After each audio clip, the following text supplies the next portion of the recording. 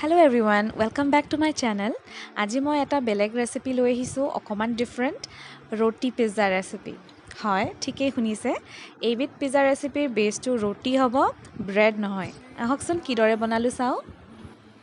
তাৰ বাবে লৈছোঁ মই 1.5 কাপমান আটা লৈছোঁ, যিটো ব্ৰাউন আটা, আৰু ময়দা লৈছোঁ অকমান।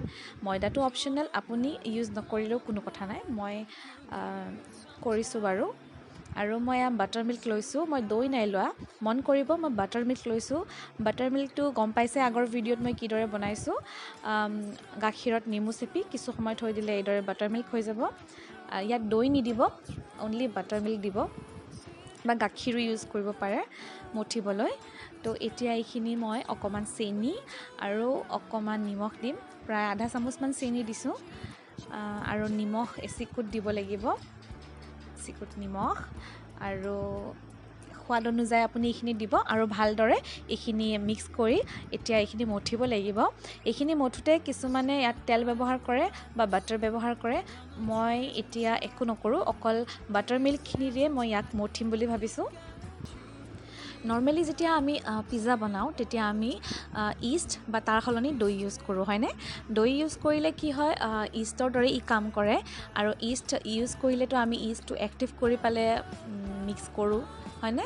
কিন্তু ইয়াত মই দিম বাটাৰ মিল্ক, আৰু অকণকৈ মঠি গৈ আছোঁ। অকণমান বেছি আঠা নিচিনা হ'লে, এনেকুৱা কনচিষ্টেঞ্চি হ'লে হাতত লাগি ধৰে, তেতিয়া মই অকণমান আটা ছটিয়াই ইয়াক মিক্স কৰি যাম। মন কৰিব যে এইটো বৰ টান, পুৰিৰ যেনেকুৱা ডো বনাওঁ ন আমি টান, তেনেকুৱা নহয়। এনেকুৱা ঢিলা ঢিলা হ'ব লাগিব, যাতে এইদৰে আপোনাৰ হাতত লাগি আহে বস্তুবোৰ। দেখিছেনে? নৰ্মেল ৰুটিৰ নিচিনা নহয়, অকণমান এইদৰে হেঁচুকি তাক মঠিব লাগিব। আৰু এয়া ফাইনেলি 10 মিনিটমান মঠাৰ পিছত এনেকুৱা এটা ডো পাইছোঁ। ষ্টিকি হৈছে ডোটো, দেখিছেনে? তাক তেনেদৰে থ'ব লাগিব। আৰু তাত মই অকণমান ৰিফাইন অইল দি দিছোঁ। আপুনি অলিভ অইল বা বাটাৰো ইউজ কৰিব পাৰে। তাক এইদৰে হাতেৰে লাহে লাহে মোহাৰি ৰেষ্ট কৰিব দিম। 10 পৰা 15 মিনিট ৰেষ্ট কৰিব দিম, আৰু তেতিয়ালৈকে মই মোৰ চচখিনি বনাই ল'ম। এয়া মোৰ কুইক চচ ৰেচিপি হয়। নৰ্মেল চচ লৈছোঁ, আৰু লৈছোঁ নহৰু কুটি, আৰু এয়া চব্জিৰ বাবে লৈছোঁ বিলাহী, কেপচিকাম আৰু অনিয়ন, আৰু বাটাৰ লৈছোঁ চটে কৰিবলৈ। এইখিনি বেছিক চব্জি হয়। আপুনি ইচ্ছা কৰিলে কৰ্ণ, মাছৰুম, অলিভছ, বা যিকোনো বেবী কৰ্ণ, পনীৰ, যিকোনো ষ্টাফিং দিব পাৰে। এইখিনি কিন্তু বেছিক হয় দেই। এইখিনি বিলাহী, কেপচিকাম, পিঁয়াজ, বেলেগ নহ'লেও এই তিনিটা আপুনি নিশ্চয় ইউজ কৰিব।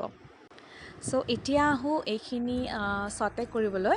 জুইৰ শিখাটো বহুত হাই ফ্লেমত দি টাৱাখন বহুত ভালদৰে গৰম হ'বলৈ দিলোঁ, আৰু জুইৰ শিখা নুমাই দিলোঁ। এতিয়া তাত বাটাৰখিনি দি দিম। মন কৰিব মই জুইৰ শিখা নুমাই লৈছোঁ, কাৰণ এইখিনি অকণমান কেঁচা ভাৱটো যোৱাকৈ ভাজিব লাগিব। বৰ বেছি সিজাই পেলাব নোৱাৰে আপুনি। জাষ্ট ইয়াক অকণমান 1 মিনিটো নহয়, জাষ্ট বাটাৰখিনি ইয়াত ধুনীয়াকৈ লাগি যাওক, তাৰ বাবে আপুনি জাষ্ট হেতাৰে ধুনীয়াকৈ হিলাই থাকিব, আৰু জুইত একদম নাৰাখিব, জুইখিনি নুমাই ৰাখিব। ইয়াত এচিকুট নিমখ দি দিম মই সোৱাদৰ বাবে। এতিয়া মই আকৌ টাৱাখন গৰম কৰি ল'লোঁ। তাত একদম নামমাত্ৰ অইল অকণমান ইউজ কৰিম। ৰিফাইন অইল দিছোঁ, বাটাৰো দিব পাৰে। মই ৰিফাইন অইল জাষ্ট অকণমান দিছোঁ, তাতে মই নহৰুখিনি যাতে কেঁচা ভাৱটো যোৱালৈকে ভাজিব পাৰোঁ। নহৰুখিনি ইয়াত অকণমান সময় ভাজিম, ৰঙচুৱাকৈ নহয়, জাষ্ট ইয়াৰ গোন্ধটো যোৱাকৈ। আৰু তাৰ ওপৰত মই চচখিনি ঢালি দিম। নৰ্মেল যিটো পিজ্জা চচ, তাততো কেঁচা বিলাহীৰে পিজ্জা চচ বনোৱা হয়। সেয়া ৰেচিপিও মই আপোনাক দেখাম পিছত কেতিয়াবা। যিহেতু এইটো কুইক টাইম ৰেচিপি হয়, তো ইয়াত নৰ্মেল চচেৰেই মই এই কুইক টাইম ৰেচিপিটো বনাইছোঁ। মই লৈছোঁ টমেটো চিলি চচ। চ' সেইখিনি ইয়াত মই এতিয়া ঢালি দিম, আৰু তাত মই অকণমান পানীও এড কৰিম, যদি লাগে মোৰ লাগে নিচিনা।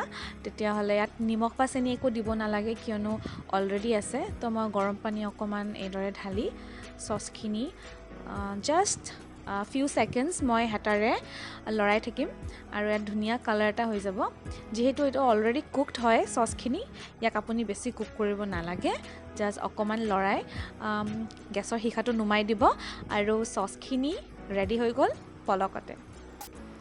এতিয়া এই চচখিনি মই বাতিটোত আগৰ দৰে ওলাই ল'লোঁ। চাওক ইমান ধুনীয়া থিক কালাৰ এটা আহিছে আৰু এয়া মোৰ চব্জিখিনিও ৰেডি হৈ আছে যিখিনি মই পিজ্জাত সজাম। আৰু লগতে মই লৈছোঁ 2টা চীজ কিউব, আমুলৰ চেডাৰ চীজ হয়, মজেৰেলা চীজো আপুনি ইউজ কৰিব পাৰে বা চীজ ইউজ নকৰিবও পাৰে। চীজৰ সলনি বাটাৰ আপুনি অকণমান ওপৰত বাটাৰ মেল্ট কৰি দিব পাৰে। এয়া আহিলোঁ স্পাইচেছৰ ফালে। নৰ্মেলি পিজ্জাত আমি কি স্পাইচ ইউজ কৰোঁ, তো পিজ্জাৰ যিটো ইটালিয়ান ফ্লেভাৰ, তো তাত আমি তাৰ হাতৰ ইটালিয়ান ফ্লেভাৰ থকা স্পাইচেছ ইউজ কৰিব লাগিব, হয়নে? আমি জিৰা, আদা, ধনিয়া এইবোৰতো তাত ইউজ কৰিব নোৱাৰোঁ। তো যিহেতু সকলোৰে ঘৰত পিজ্জাৰ যিটো স্পাইচেছ, অৰেগেনো স্পাইচেছ সেয়া নাথাকে, যিহেতু আজিকালি এইবোৰ এভেইলেবল হয়েই, তথাপিও বহুতৰ ঘৰত নাথাকিব পাৰে। তো তেনেকুৱা স্পাইচেছ যদি নাথাকে আপুনি কি স্পাইচ ইউজ কৰিব? তো তাৰ কাৰণে কুইক চলিউশ্যন হ'ল এইদৰে শুকান জলকীয়া আৰু ক'লা জালুক, ব্লেক পেপাৰ যিটো, তো ব্লেক পেপাৰ আৰু ৰেড চিলি যিটো ড্ৰাইড, ছান ড্ৰাইড, সেইটো এইদৰে হাই ফ্লেমত অকণমান শুকান কেৰাহীত ভাজি ল'ব আৰু কিছু সময় ভজাৰ পিছত তাক আপুনি জুই শিখা নুমাই দিব আৰু ইয়াক কিছুপৰ আৰু আপুনি বন্ধ কেৰাহীটোৰ ওপৰতে এইদৰে ভালদৰে মিক্স কৰিব আৰু যাতে এইখিনি ক্ৰাঞ্চি হৈ যায়। তাৰপিছত এইখিনি আপুনি পটাত বা গ্ৰাইণ্ডাৰত পিচি ল'ব পাৰে, কিন্তু মন কৰিব এইটো আপুনি কৰ্চলি গ্ৰাইণ্ড কৰিব লাগিব। এইদৰে এইটো কনচিষ্টেঞ্চি, ইয়াক আপুনি আধা খুন্দাৰ নিচিনা কৰিব লাগিব, সম্পূৰ্ণভাৱে গুড়ি কৰি নেপেলাব। তো অৰেগানো বা বেজিলৰ সলনি এইটো এটা পাৰফেক্ট ইটালিয়ান ফ্লেভাৰ দিব পৰা স্পাইচ। মিনৱাইল মোৰ যিটো ডো বা বেছ, যিটো মোৰ আজি ৰুটিৰে হ'ব, সেইটো ৰেডি হৈছে। দেখিছেনে মই হেঁচুকি দিছোঁ আৰু গাত লাগি অহা নাই হাতত। তো এইটো পাৰফেক্টলি ৰেডি হৈ গৈছে আৰু ডোটো অকণমান ঢিলা, তো তাক মই হাতেৰে হেঁচুকি এইদৰে হাতৰ তলুৱাৰে হেঁচি আকৌ এবাৰ নিট কৰি ল'ম বা মঠি ল'ম। এইদৰে ল'লে আপোনাৰ ডোটো বহুত ছফ্ট আহিব। আৰু এইদৰে মঠি ল'ব ভালদৰে হাতৰ তলুৱাত। দেখিছেনে লাগি অহা নাই এইবাৰ, তাৰমানে এইটো প্ৰায় ৰেডি হৈ গৈছে। এতিয়া ইয়াক ডাষ্টিং কৰিম ময়দা বা আটাৰে। ডাষ্টিং কৰি তাক আপুনি ৰুটিৰ আকাৰ দিব লাগিব। এটা ডাঙৰ গোল বনাই ল'লোঁ, এইদৰে এফালে সোমাই লৈছোঁ আটাখিনি আৰু ইয়াক ভালদৰে হাতেৰে, হাতৰ তলুৱা আৰু আঙুলিৰে হেঁচুকি মই এখন গোল ৰুটিৰ আকাৰ দিম। মন কৰিব যে ইয়াত মই বেলনা বা তেনেকুৱা ৰলিং পিন ইউজ কৰা নাই, অকল হাতেৰেই দিছোঁ। ট্ৰেডিশ্যনেলি কি হয়, এই যে পিজ্জাৰ যিটো বেছ সেইটো হাতেৰেই বনোৱা হয়। তাত ইটলীৰ যিখিনি স্থানীয় মানুহ তেওঁলোকে হাতেৰেই কৰে আৰু তেওঁলোকৰ কথিত এটা প্ৰচলিত কথা আছে, য'ত মই এটা টিভি শ্ব'ত পাইছিলোঁ, যে তেওঁলোকে কয় যে এই যিটো বেছ সেইটো পাৰফেক্টলি গোল হ'ব নালাগে। যিটো পিজ্জাৰ পাৰফেক্ট গোল হয় সেইটো পিজ্জা হেনো টেষ্টি নহয়। তো এতিয়া এইখন ৰুটি মই টাৱা গৰম কৰি সেকি ল'ম।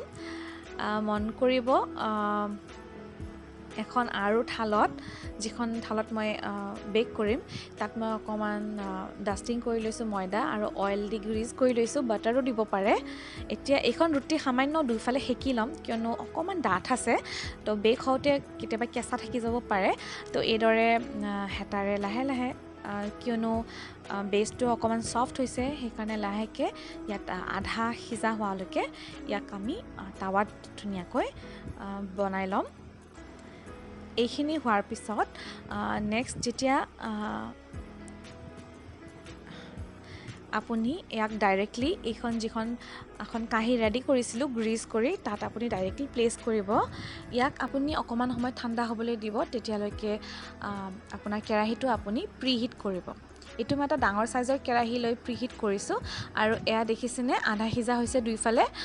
তো কোনো কথা নাই, আপুনি যিকোনো এটা ছাইড ল'ব পাৰে আৰু ইয়াক কিছু সময় ঠাণ্ডা হ'বলৈ দি তাত এতিয়া যেতিয়া 5 মিনিট ঠাণ্ডা হৈছে আৰু মোৰ কেৰাহী গৰম হৈছে প্ৰায়, ইয়াত মই লগাম চচখিনি। দেখিছেনে ইমান ধুনীয়া কালাৰ হৈছে। ইয়াত যিহেতু আমি গাৰ্লিক দিছোঁ, তো ইয়াৰ ফ্লেভাৰটো ধুনীয়া আহিব। যিহেতু কুইক ৰেচিপি হয়, সেইকাৰণে মই টমেট' চচ যিটো কেচাপ বজাৰত উপলব্ধ তাকে ইউজ কৰিছোঁ। নহ'লে ইয়াত আপুনি বিলাহীৰে ব্লাঞ্চ কৰি বিলাহীটো কিদৰে চচ বনাব মই বেলেগ এটা ভিডিঅ'ত আপোনালোকক নিশ্চয় দেখুৱাম। তো নেক্সট ভিডিঅ'ত মই আপোনালোকক ব্ৰেডৰ নিচিনা কেনেকৈ ডো বনাব সেইটো আৰু সসটো পিজ্জা কেনেকৈ বনাব মই নিশ্চয় দেখুৱাব চেষ্টা কৰিম ইয়াত মই চীজ সসৰ পিছত চীজ দি লৈছোঁ অকমান এইটো আমুলৰ চেডাৰ চীজ হয় আপুনি মজাৰেলা চীজো দিব পাৰে এইটো টোটালি অপচনেল আপোনাৰ নিজা ইচ্ছা এতিয়া ভেজিটেবলছ ধুনীয়াকৈ ইয়াত স্প্ৰেড কৰি দিব মন কৰিব যে পিজ্জাত ওভাৰলি কোনো বস্তু নিদিব চীজে হওক বা ভেজিটেবলছে হওক যিখিনি পিজ্জা বেছটো বনায় তো তাৰ হিচাপত আপুনি তাৰ ৰেচিঅ' হিচাপে আপুনি এইখিনি ভেজিটেবলছ দিব বেলেঞ্চ কৰাটো মেইন কথা বেলেঞ্চিংখিনিহে পিজ্জাটোৰ টেষ্ট আনে অতিমাত্ৰা সস বা চীজে ইয়াৰ টেষ্ট নানে এতিয়া এইখিনিতে মই অকণমান আৰু চীজ দি ল'ম মই 2টা কিউব লৈছিলোঁ তো 2টা কিউবৰ এইখিনিয়ে মই ইউজ কৰিছোঁ যদি বেছিকৈ ভাল পায় তেতিয়াহ'লে অকণমান আৰু এচামুচমান দিব পাৰে এতিয়া এইখিনিৰ ওপৰত দিব আহিব স্পাইচ মিক্সখিনি যে কৈছিলোঁ জালুক বা শুকান জলকীয়া দি সেইখিনি আপুনি নিজৰ টেষ্ট মতে দিব বেছিকৈ নিদিব নহ'লে বহুত জ্বলা হৈ ভাল নালাগিব এতিয়া তাৱা বা এখন মোৰ কেৰাহী হয় কেৰাহীটো গৰম হওঁতে তাৰ জুই শিখা একদম নুমাই ল'লোঁ আৰু তাত মই দি দিম এতিয়া প্লেটখনৰ সৈতে পিজ্জাখন